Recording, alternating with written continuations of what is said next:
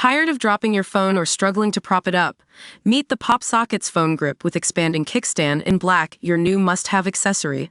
Don't miss out. Grab yours today. Click the link in the video description to shop now on Amazon.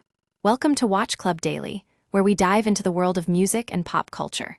Today, we're talking about Taylor Swift's Big Machine catalog and how owning 2 versions of 4 albums could be a game-changer for her career.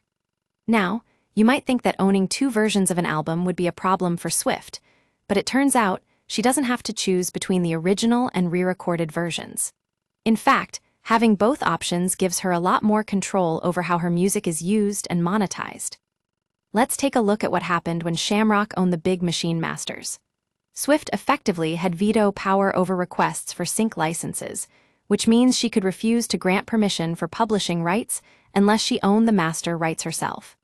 That's why a 2020 Matchcom ad used a re-recording of Love Story instead of the original, because Swift wouldn't license it without owning the masters. Now, owning her Big Machine catalog opens up more sync opportunities.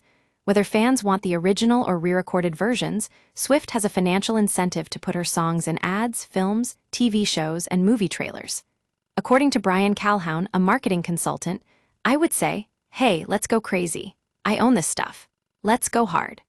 And with the ability to control which versions are used, Swift can maximize her catalog's availability across all sales and streaming channels. But owning 2 versions also gives Swift additional streaming revenue. The 4 original Big Machine albums have accumulated 406 million on-demand streams in the US alone. That's about 2/5 of the streams from the re-recorded albums. And with those streams, she'll generate well over $2 million in annual royalties in the US. News of the Swift purchase is an opportunity for digital service platforms to take advantage of fans' interest. Already, we're seeing DSPs highlighting her newly owned catalog again, and it's likely only a matter of time before we see more exclusive deals with digital and e-commerce platforms. Taylor Swift's story is a reminder that owning your masters can be a powerful tool in the music industry. Take Garth Brooks, who bought his Capitol Records masters in 2005 and took them off streaming and download stores. Brooks tightly controlled the availability of his catalog, first licensing it to Walmart, then Amazon, and making deals with select retailers.